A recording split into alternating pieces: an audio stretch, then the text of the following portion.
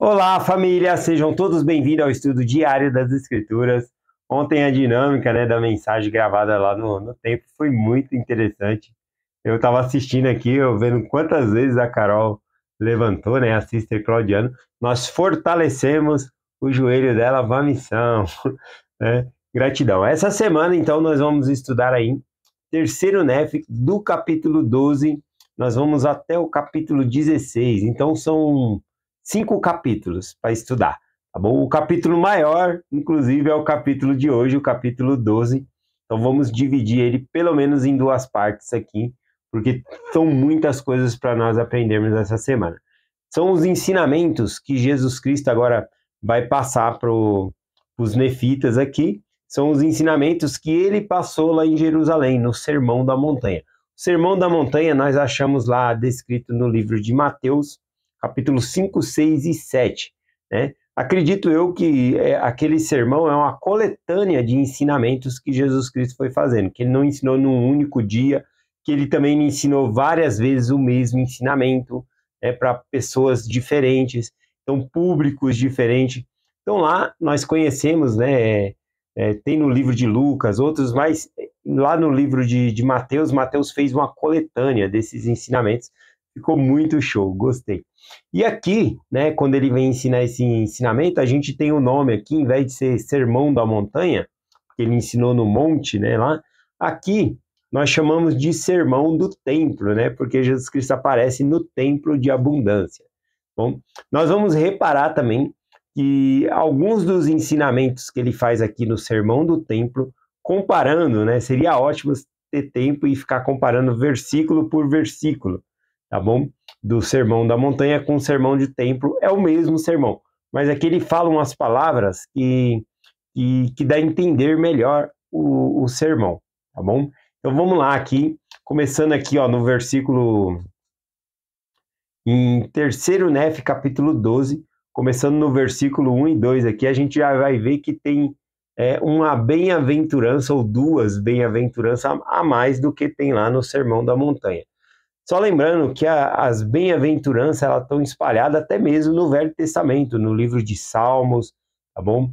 No livro de Apocalipse, por exemplo, o primeiro versículo lá, ele fala: bem-aventurado o que lê e o que ouve, a palavra de Deus ali. Então, a palavra bem-aventurado em si, ela significa bem felizes, bem abençoados, então ela tem essa conotação desse sentido da palavra, bem abençoado é esse, e aí ele vai falando as coisas aqui, tá bom?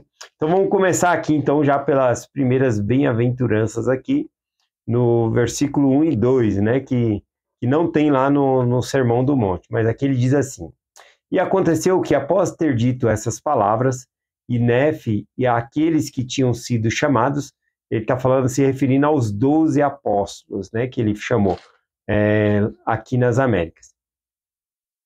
Eis que Jesus estendeu a mão à multidão e clamou, dizendo-lhe: bem-aventurados sois vós, se derdes ouvido às palavras destes 12 que escolhi dentre vós para exercer o ministério junto a vós, e ser de vossos servos, e ele vos dei poder para batizar com água, e após haver sido batizado com água, eis que eu vos batizarei com fogo e com Espírito Santo.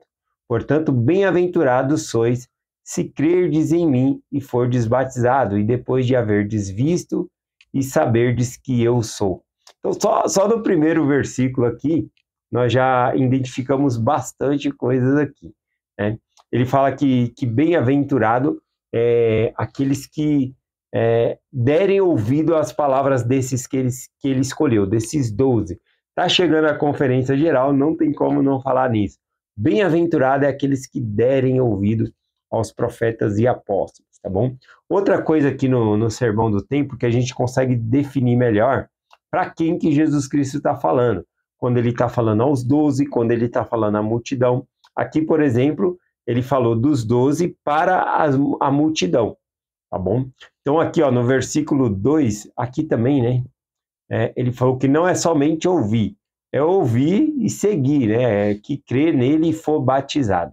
Versículo 2, E outros sim, mais bem-aventurados são os que acreditarem em vossas palavras, porque testificareis de que me viste e sabereis que eu sou. Bom, nessa ocasião aqui, tinha cerca de 2.500 pessoas, mas depois esses apóstolos também testificariam, né? Falariam de Jesus para outros. E ele está falando, e bem-aventurado também aqueles que acreditarem nas palavras dos apóstolos, tá bom? Que eles viram Jesus, que acreditaram aqui. Bem-aventurados são os que creram em vossas palavras e humilharam-se profundamente e forem batizados, porque serão visitados com fogo e com Espírito Santo, e irão receber a remissão de seus pecados. Então, várias bênçãos aqui, né? Ele já vai citando do significado de ser bem-aventurado. Versículo 3. Sim, bem-aventurados são os pobres em espírito e que vêm a mim, porque deles é o reino dos céus. Então, a gente consegue reparar alguns versículos que tem uma diferenciação lá com Mateus 5, tá bom? Por exemplo, aqui é muito fácil da gente comparar, porque aqui em 3º Nef, capítulo 12, vai do versículo 1 ao versículo 48. E lá no Novo Testamento é a mesma coisa. Mateus, capítulo 5, do versículo 1 vai até o versículo 48. Então dá para comparar versículo por versículo, porque eles estão na mesma ordem, tá bom? Só que aqui no Sermão da Montanha, no Sermão do Templo, ele tem mais palavras. Por exemplo, nesse versículo que nós acabamos de ler, lá na Bíblia diz assim, bem-aventurados os pobres de espírito, porque deles é o reino dos céus. Aqui no Sermão do Templo ele falou, bem-aventurados que são pobres em espírito, que vêm a mim. Né? O que significa esse ser pobre de espírito? Né? Algumas traduções de algumas Bíblias traz também assertivamente a palavra, em vez de ser pobre, seja humilde, né? Aqueles que são humildes, que buscam ao Senhor. Mas a palavra realmente dá para se traduzir por pobre, necessitado. Então, o que Cristo está dizendo aqui é bem-aventurado aquele que sente a necessidade, tá bom? Da palavra dele, que sente a necessidade de Deus, tá bom? Então, bem-aventurado os necessitados de espírito, aqueles que sentem que precisam de Deus. Na verdade, todo aquele que é nascido de Deus, aquele novo nascimento, a pessoa fica sedenta pela palavra de Deus, sedento para fazer mais coisas por Deus, para aprender, tá bom? Então esse é um dos significados aí do ser pobre de espírito, é estar desejoso, né, de aprender mais, de estar mais aí com o Senhor. Então tem essa diferenciação aqui. O versículo aqui 4 diz, outros sim, bem-aventurados são todos os que choram, porque eles serão consolados. Então, aqui também, né, sempre no Sermão do Monte, no Sermão do Templo, a gente vê paradoxos, né? Como que bem-aventurado, ou seja, bem feliz, vai ser aquele que chora, né?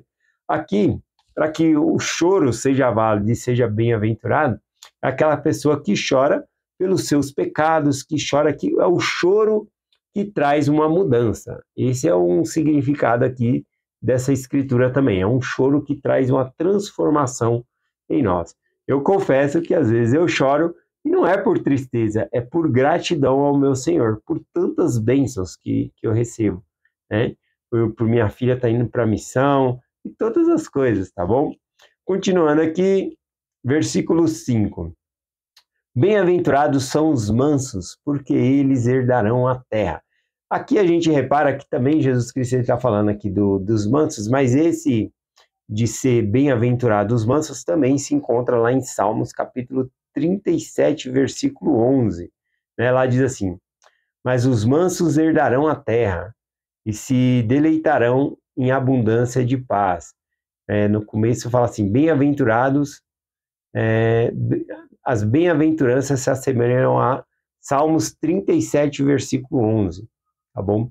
Então aqui, quando ele fala bem-aventurado os mansos, porque eles herdarão a terra, né, nós podemos pegar a definição de manso aqui nas escrituras, que significa uma atitude de humildade, de submissão a Deus. Esse que é o significado da palavra manso nesse contexto aqui. Né? O maior modelo de mansidão que nós temos, de humildade, de submissão a Deus, é o próprio Salvador Jesus Cristo. Agora, vamos aqui, ó. Quando ele fala aqui, porque os mansos herdarão a terra. Essa terra, cujo nós estamos com os pés agora, ela vai ser transformada. Primeiro ela vai ser transformada no milênio, para um lugar paradisíaco, e depois do milênio, o fim do milênio, ela vai ser transformada novamente, e ela vai se tornar o reino celestial. Então, veja, essa terra aqui, ela é o reino celestial, ela vai se tornar no reino celestial. Então, quando ele diz que os mansos herdarão a terra, significa que os mansos vão receber o reino celestial. Lindo isso. Continuando aqui, versículo 6. Bem-aventurados são todos os que têm fome e sede de retidão, porque eles serão cheios do Espírito Santo. Bom, lá no Novo Testamento, na Bíblia, geralmente essa retidão aqui é traduzida por justiça, né? Bem-aventurados que têm fome e sede de justiça. Mas a conotação da palavra justiça para nós, muitas vezes, significa não aceitar impunidade, tudo.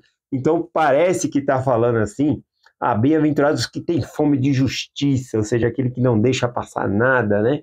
Mas não é isso. A justiça, quando é traduzido lá no Novo Testamento, significa justiça no sentido de justo. Uma pessoa se tornar justa. Aquele que tem fome de ser justo, de andar no caminho do Senhor.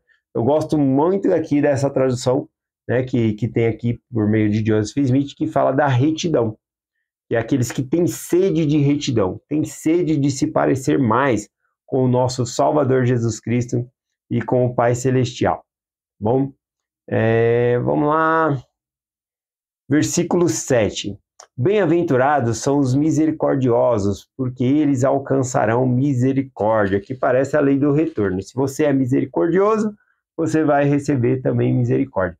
Em vários aspectos, eu não vou trazer todos os versículos aqui, dá essa conotação, né, de que aquilo que nós fazemos, nós recebemos de volta.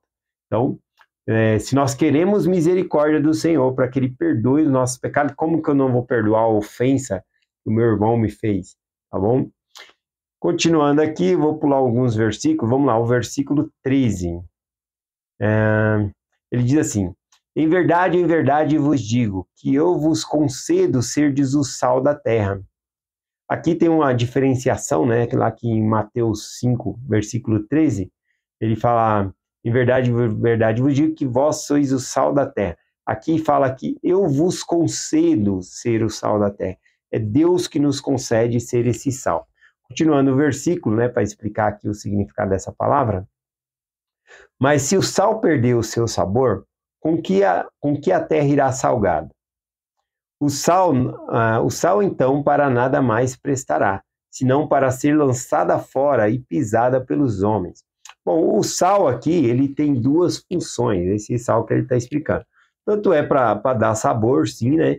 Mas ele serve como conservante. E a conotação aqui desse versículo também é sobre conservar. Por exemplo, né, hoje em dia nós temos os nossos refrigeradores, geladeira, freezer, que preserva, né, o alimento muito tempo. Né? Você compra uma carne aí, você coloca no congelador, vai durar mó tempo essa carne, né? Depois você descongela, faz. Agora imagine naquela época, né? Você mata um boi, você tem que consumir esse boi logo, porque vai estragar a carne, tá bom? E mais ainda, uma carne que estraga muito rápido era peixe. Como que eles faziam, né, para pegar o peixe lá do mar da Galileia e levar até Jerusalém? Não ia aguentar essa carne. Então eles pegavam o sal e salgavam esse peixe. Para quê? Para que ele fosse conservado. Aí chegava lá conservado o peixe, né? Dava para comer peixe lá em Jerusalém por causa dessa conservação. Então o sal eles usavam como um meio de preservar o alimento. Se não fosse preservado, ia estragar, dar bicho. A função do sal, você já reparou ali, quando nós comemos uma comida salgada, a gente fica com muita sede. Então o sal ele desidrata qualquer tipo de carne. Então, ao desidratar, ele desidrata também células, né, ou bactérias que iriam comer e apodrecer aquela carne. Então, por isso que a carne, né, tem carne aí, carne de sol, carne fica cheia de sal lá, por exemplo, como é que é o bacalhau? O bacalhau mesmo nem fica na geladeira, né? Ele fica lá estendido, cheio de sal. O próprio sal conserva o bacalhau. Então aqui quando ele fala que ele nos concede ser o sal, né, desse mundo, o sal é porque nós temos que fazer com que esse mundo não seja estragado, né, não seja podre, né? Esse é o sentido. Nós devemos nos conservar limpos. Esse é o sentido aqui. E também isso vai dar um sabor na terra, porque se tudo estiver estragado, não tem como. Então nós temos a responsabilidade de purificar, né, a terra nesse sentido aqui. Vamos lá aqui, ó, eu vou deixar várias anotações aí na descrição do vídeo, quem quiser acompanhar depois. O versículo 14 em diante, novamente ele vai falar, eu vos concedo. Lá ele só fala, vós sois a luz do mundo. Aqui ele fala, eu vos concedo, porque vem de Deus isso, para que nós possamos ser luz. Tá bom? Vamos ler o versículo aqui, aí eu consigo explicar. Versículo 14 em diante.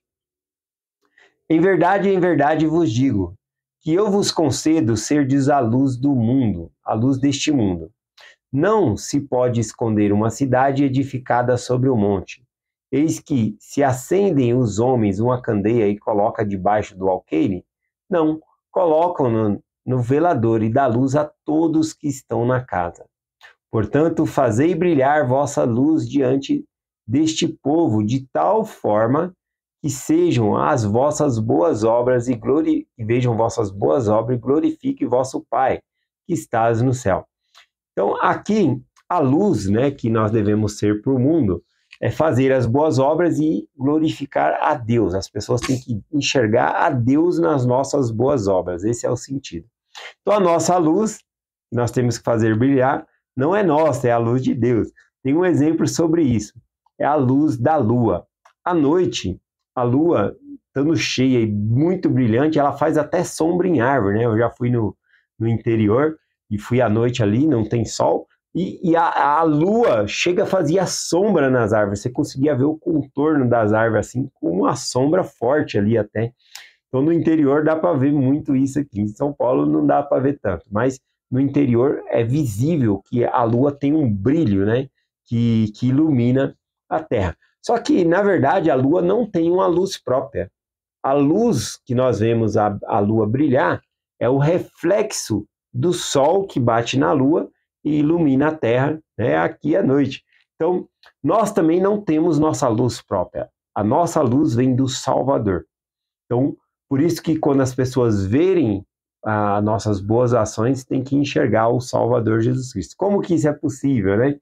Quando as pessoas falam, nossa, você é uma pessoa diferente, você tem que mostrar o Evangelho de Jesus Cristo. Eu sou assim porque eu aprendi isso nas Escrituras, porque eu frequento a Igreja de Cristo, sempre mostrar Jesus Cristo. Esse é o ponto, né?